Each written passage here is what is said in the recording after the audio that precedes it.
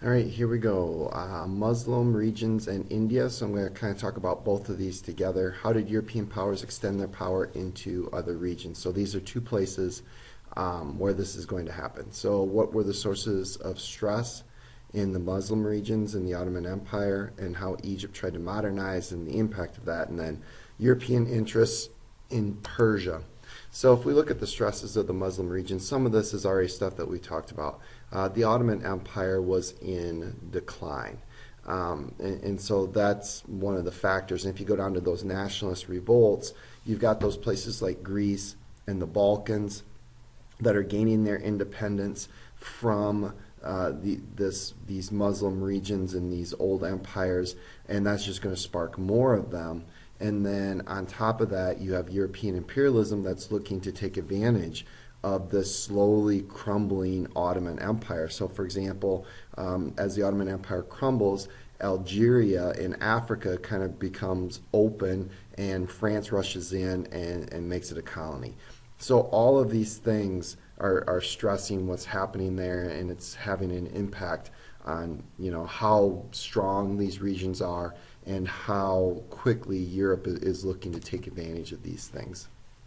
When we look at attempts to westernize, there's a couple of different things. One is it tends to divide people, and Europe kind of takes advantage of these already present divisions, whether it be divisions between religions or if it's divisions between social classes.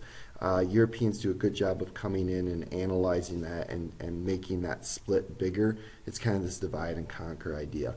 One of the problems that kind of grows out of this, unfortunately, is some places you see horrible acts take place. You've got the Armenian genocide, which takes place in Turkey. The Armenians were a small region within Turkey. They were Christian, and they were calling for their own independent country. And this is as the Ottoman Empire is crumbling, and in the heart of the Ottoman Empire, here are these groups of people who are calling for independence. So they decide to crack down, and somewhere between 600,000 and 1.5 Armenians are either slaughtered or, as a result of everything that happens, die of starvation.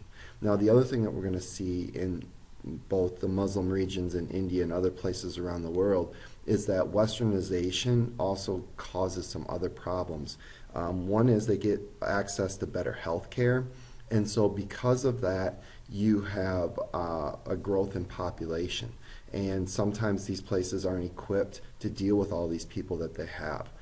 The other thing you start to see is that they call for other reforms as they learn about reform movements in Western European history or whatever. They call for their own reforms. So, for example, they learn about the growth of democracy in Great Britain and in the United States, and they want access to that instead of being treated as second-class citizens. And the other thing you see is the Europeans take advantage of this and create a tremendous amount of debt.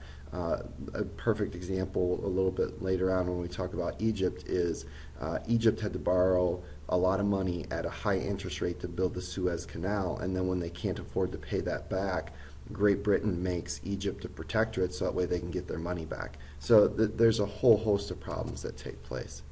When we look at Egypt modernizing, as I just kind of talked about, you get some leaders who realize we need to catch up. So let's build industries. Let's create a modern, well-trained army.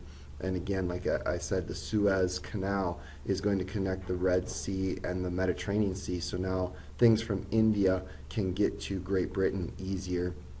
The problem is Britain is able to use this to gain control of it. When we look at Persia, it's mostly the oil fields. So in 1910, oil is discovered, and then you've got especially Great Britain and Russia who want access to that oil, and they're going to kind of use their influence and their power to get concessions from Persia. They're going to be able to put troops in there, and then they're going to exploit these oil wells for their own wealth. So now let's focus a little bit more on India. What are the causes and the effects of the Sepoy Rebellion, and then how Indians viewed Western culture and the origins of Indian nationalism. So again, exploiting diversity. India is ripe with diversity. You've got the Hindu-Muslim split. You've got the fact that northern India and southern India speak different languages. You've got different traditions. You've got the caste system. So there's all kinds of things that Great Britain can take advantage of, and they do, and they're able to split those apart. And then on top of that, then you've got certain groups of people who are going to get access to European education, what's going to help them rise, and they're going to be denied to other groups, and that's going to cause more fissures and splits, and it's going to allow Great Britain to take advantage of those. In some places, they actually create diversity, which is what happens in Rwanda. In Rwanda, they take people and they split them apart based on these arbitrary physical characteristics, and they create the Hutus and the Tutsis, which never existed as a group of people, but they're able to do that to split them apart and make them hate each other. And then what we're going to see in the 1990s is a genocide there that's just horrific. So if you've ever seen Hotel Rwanda, that's what that's about. What's kind of interesting is East India Company, it's supported by or subsidized by the British government, and they're the ones that are in India first and Southeast Asia. Their number one goal is to make money, but the other thing about the East India Company is they also are going to make positive changes, because if you have better roads, if you have better hospitals, if you have better infrastructure, if you have less crime and you have less violence, that's good for business. So they are making improvements to India. The other thing is they are trying to work to end some things culturally that they don't particularly like. For example, slavery, the caste system, and within that, the outcasts, to get rid of that. And they're going to try and improve women's rights. However, over time, there's this growing discontent, and some of it is a little bit out of ignorance. So when the East India Company implements some key policies, what they don't understand is they're violating the Indians' religious beliefs. So one was taking these sepoys, these Indian infantrymen, and they start stationing them in different parts of the world around the British Empire, and especially for the higher caste Hindus, that's against their religious belief to be moved out of India. So that doesn't go over very well. They allow remarriage of sepoy infantrymen if something were to happen to wives, or if they move around the world and they find somebody else, and that doesn't go over very well. And probably the biggest problem is Great Britain creates new rifle cartridges, and they're greased with either cow fat, which is a problem for Hindus, or pig fat, which is a problem for Muslims, and that's when everything kind of hits the fan.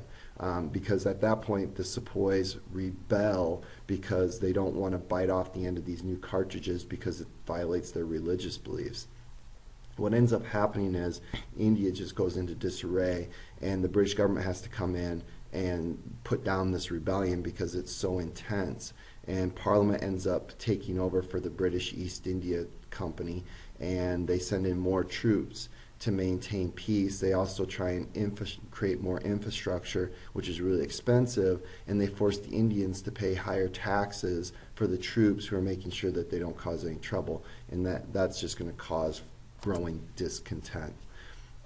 When you look at almost all of these different places, there's inequality everywhere. From the cash crops thing. So for example, with India, they force farmers to get rid of their traditional ways of farming, and they encourage them to grow more cash crops. And cash crops are grown just solely for the purpose of making profit. So for example, cotton, you can't eat it. The only reason you do it is so you can make a lot of money on it.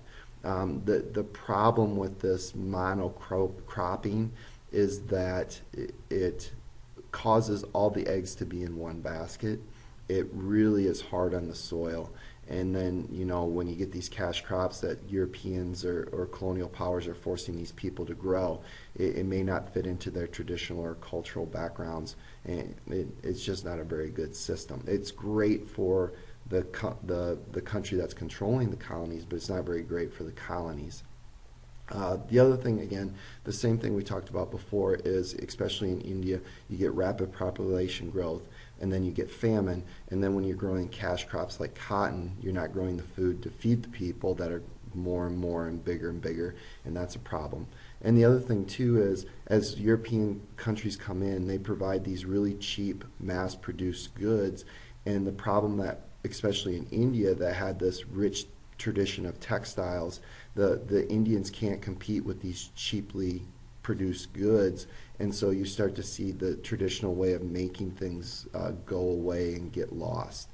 When we talk about China, there's also these unequal treaties, and that's a little bit when we talked about Persia too, is that these European powers are able to use their military advantages and force these countries into signing treaties that aren't to their benefit, and then that's going to lead to more discontent.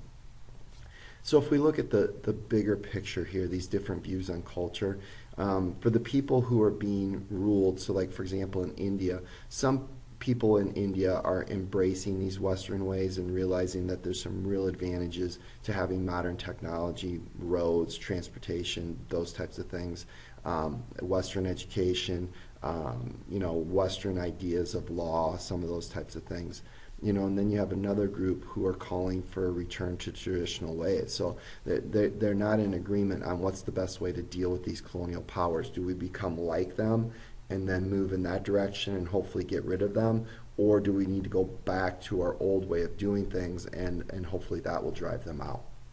From a Western perspective, a few appreciate some of these ancient cultures in India, for example. They look at some of their philosophies, their religious beliefs, the complexity of Hinduism, and they're impressed by it. But for the vast majority of British people that don't really understand anything about India, they just kind of dismiss them as backwards people and that they really have nothing to offer culturally. And that's going to cause some division. When you look at Western learning, Europeans really believe that if you westernize these people in terms of learning, that you're going to gain their support. What they didn't really realize is once these people learn history and Western history, what it teaches these people is that if you want your rights, you have to fight for them, and it's going to only increase nationalistic movements because they're going to read about how Great Britain got reforms and got new ways of doing things. Same with France and the United States. And they realize that they have to come together and work together towards that common goal, like the American Revolution, and then that's how you drive out a colonial power and become independent. So a lot of ways that Western learning ended up backfiring because all it did is it taught these people what they needed to do to get rid of the Westerners. And so that's kind of the moral of the story there.